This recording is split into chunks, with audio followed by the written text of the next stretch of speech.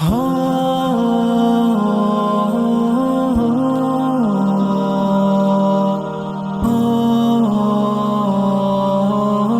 ہیں نا ہمارا ہدف جب آخرت ہے تو مفتی صاحب پھر ہم ڈاکٹر بننے کو چھوڑ دیتے ہیں؟ کیا خیال ہے؟ پھر ہم سائنٹسٹ بننے کی کوشش، بولو نا، نہیں، پھر ہم اللہ اللہ کرتے ہیں، بس بیٹھ جاتے ہیں مسجد میں مصلی ڈال کے. یہ نہیں ہے. لا رہبانیت فی الاسلام. نبی صلی اللہ علیہ وسلم کے پاس چند صحابہ آئے، انہیں ایک نے عرض کیا یا رسول اللہ میں ساری رات تہجد پڑھوں گا، کبھی آرام نہیں کروں گا. ایک نے کہا میں زندگی بھر کبھی نکاح نہیں کروں گا. ایک نے کہا میں گوشت نہیں کھاؤں گا. آپ نے کیا اس عمل کو رہبانیت قرار دیا اور فرمایا میں تو نکاح بھی کرتا ہوں، میں تو آرام بھی کرتا ہوں. من رغب عن سنتی فلیس منی، جو میرے طریقے سے ہٹے گا وہ مجھ سے نہیں ہے. لیبل وہ اچھا لگا رہا ہے لیکن اس کو اللہ اچھا نہیں کہے. آپ کو کوئی کام کرنے سے نہیں روکا. آپ نے جو ہدف بنانا ہے نا، آخرت ہدف ہے. لیبلوکم ایکم احسن عملا، کہ اللہ دیکھنا چاہتے ہیں اچھا عمل کون کر رہا ہے. تو اچھے کی ڈیفینیشن میں یہ قطعاً نہیں ہے کہ آپ ایجوکیشن چھوڑ دو، آپ ترقی کرنا چھوڑ دو. نا نا نا نا نا. اچھے کی ڈیفینیشن میں قرآن نے بیان کیا ومن اراد الآخرہ، جو بھی کام کرو آپ اس میں نیت کیا کرو؟ آخرت. یہی وجہ ہے کہ جب اسلام دنیا میں آیا تو سائنسدان بھی ہمارے ہی ہوتے تھے. جو دنیاوی علوم اور فنون ہیں اس کے بانی بھی مسلمان ہیں. انہوں نے دنیا میں سائنس اور ٹیکنالوجی کو فروغ دیا ہے. میرا ایک یونیورسٹی میں بیان ہوا، میں نے وہاں حوالوں کے ساتھ گوروں کے حوالے دیے. انگریز یہ کہتا ہے کہ اگر اسلام دنیا میں نہ آتا اور مسلمان سائنٹسٹ پیدا نہ ہوتے تو آج ہم جس ترقی تک ہیں 8 سے 500 سال بعد یہاں پہنچتے. مسلمان سائنسدانوں نے 500 سال کا سفر انسانیت کا بچا لیا ہے. سمجھ میں آ رہی ہے بات کہ نہیں آ رہی ہے؟ ابھی بھی نہیں آ رہی تو مجھے غصہ آ رہا ہے. تو رہبانیت نہیں ہے کہ آپ سائنسدان بننا چھوڑ دیں، آپ تاجر بننا چھوڑ دیں. اگر اسلام یہ چاہتا آپ تجارت چھوڑ کے مسجدوں میں بیٹھ جاؤ تو قرآن یہ تھوڑی کہتا رجال اللہ تلہیہم تجارت ولا بیع عن ذکر اللہ. ہمارے کچھ نیک بندے ایسے ہیں، سورہ نور میں اللہ کہتے ہیں کہ تجارت اور خرید و فروخت ان کو نماز سے غافل نہیں کرتی. بلکہ اللہ یہ کہتے ہیں وہ تجارت کرتے ہی نہیں ہیں. یہ کہتے ہیں نا اللہ. تو آپ نے کیا کرنا ہے؟ کیونکہ ہدف آخرت ہے تو اس آخرت کے ہدف کے لیے دنیا چھوڑنی نہیں ہے، بلکہ دنیا میں اپنی نیت کو کیا کرنا ہے؟ بولو نا، صحیح کہ آپ ڈاکٹر بنو، صرف پیسہ برائے پیسہ یا لوگوں کی جیبیں خالی کرنا مقصد نہ ہو. اپنی قوم کو ترقی دلانا، اپنے ملک کو ترقی دلانا، انسانیت کی خدمت کرنا. قرآن کہتا ہے جس نے ایک انسان کی جان بچائی ایسے جیسے تمام انسانیت کو بچا لیا. تو ڈاکٹر بن کے آپ ہزاروں انسانوں کی جان بچانے کا ذریعہ بنو گے کہ نہیں بنو گے؟ تو جو آپ کا بچہ میڈیکل کالج میں جا رہا ہے آپ نے پلاننگ کیا کرنی ہے؟ بیٹا میں تجھے انسانیت کی خدمت اور آخرت کے لیے ڈاکٹر بنا رہا ہوں، لوگوں کی جیبیں کاٹنے کے لیے اور ایسے نسخے لکھنے کے لیے کہ ایسی دوا لکھ کے دی ہے جو ڈاکٹر کے ماموں کی دکان کے علاوہ کہیں اور پوری دنیا میں مل ہی نہیں رہی ہے. آج ڈاکٹر دوا لکھ کے دیتا ہے، ڈاکٹر کے ماموں کا میڈیکل اسٹور ہے، اس کے علاوہ پوری کائنات میں WHO سے رابطہ کر لیں آپ، وہاں بھی نہیں ملے گی آپ کو.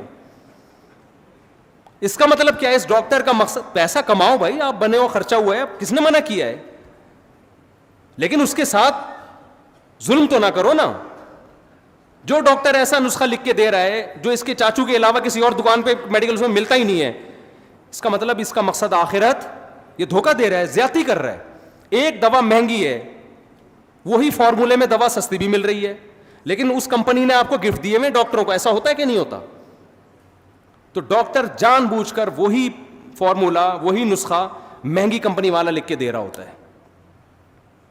تو اسلام نے آپ کو منع نہیں کیا، جس فیلڈ میں ہو اسی میں خدا کو تلاش کرنا ہے، لیکن وہ فیلڈ حلال ہونی چاہیے، حرام نہیں، کیونکہ حرام میں خدا ملتا نہیں ہے. آپ کو فنکار بننے کی اجازت نہیں ہے، گلوکار بننے کی اجازت نہیں ہے، فلم انڈسٹری میں جانے کی اجازت نہیں ہے. آپ کو تاجر بنے لیکن چرس بیچنے کی اجازت نہیں ہے، شراب کا بزنس کرنے کی اجازت نہیں ہے. یہ تیسرا فرق ہے ان لوگوں میں جو اسلام کو مانتے ہیں اور جو اسلام کو نہیں مانتے. گورا جب دنیا کا کوئی کام کرتا ہے اس کے سامنے آخرت نہیں ہوتی. مسلمان جب کوئی کام کرتا ہے اس کے سامنے آخرت ہوتی ہے.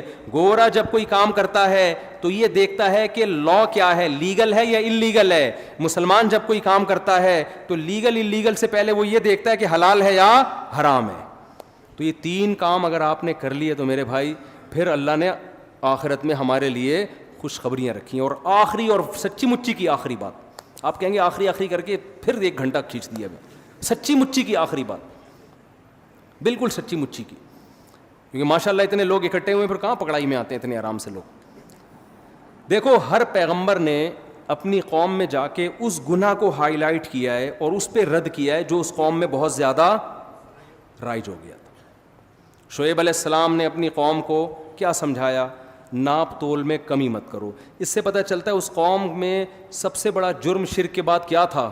ناپ تول میں کمی. لوط علیہ السلام نے اپنی قوم کو ناپ تول میں کمی کا کچھ نہیں کہا. اس سے لگتا ہے کہ وہ ایسا نہیں کرتے تھے. ان میں لڑکوں سے بدفعلی عام تھی. لوط علیہ السلام کی پوری دعوت اس پر تھی کہ تم ان عورتوں سے نکاح کیوں نہیں کرتے, لڑکوں سے بدفعلی کیوں کرتے ہو, یہ اتنی بدترین بے حیائی کا ارتکاب کیوں کرتے ہو. وَتَذَرُونَ مَا خَلَقَ لَكُمْ رَبُّكُمْ, جس خدا نے تمہارے لیے جس کو بنایا ہے اس کو چھوڑ کر کسی اور جنس کے پیچھے کیوں لگے ہوئے ہو.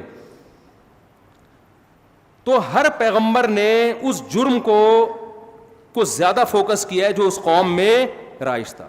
ہماری قوم میں بھی بہت سارے جرائم ہیں, ناپ تول میں کمی بھی ہے, 2 نمبری بھی ہے, لیکن آپ کو 2 نمبر بھی ملیں گے, 1 نمبر بھی ملیں گے.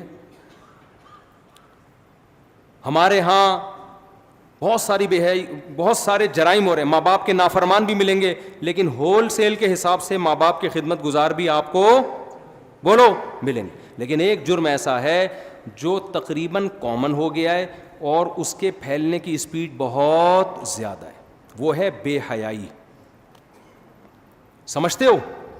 اس کو لوگوں نے جرم کی فہرست سے نکال دیا. میں عمرے پہ گیا تو مجھے جو روم ملا ہوا تھا اس کے ساتھ ایک روم تھا, اس میں ایک فیملی آئی ہوئی تھی. پوری رات ان کے کہکے مجھے نیند نہیں آتی تھی اس وقت, اتنی زور سے آواز. ایک دن میں نکل گیا, میں نے ان سے پوچھا یار یہ تھوڑا رات کو تو آرام کر لو, کون ہو؟ تو پتہ چلا جی کزنوں کے ساتھ لڑکوں کا گروپ آیا ہوا ہے عمرہ کرنے کے لیے. میں نے ان سے کہا دیکھو عمرہ کرنا فرض نہیں ہے, لیکن آپ کی جو فیمیل کزن ہے اس کا آپ سے پردہ کرنا بولو ضرور ہے. بالفرض پردہ نہیں کرتی تو کم از کم فری تو نہ ہونا. ایک جوان کزن بیٹھے ہوئے ہیں, یہ لڑکیاں بیٹھی ہوئی ہیں اور ایک ہی کمرے میں سو بھی ادھر ہی رہے ہیں, گپیں بھی ادھر ہی مار رہے ہیں. یہ کتنی بڑی خدا کے غضب کو دعوت دینے والی بات ہے. ہم ہندو تھوڑی ہیں, ہم کوئی کافر تھوڑی ہیں, انگریز تھوڑی ہیں. محرم نا محرم کی اصطلاح انگریزوں میں ہے, بولو نا.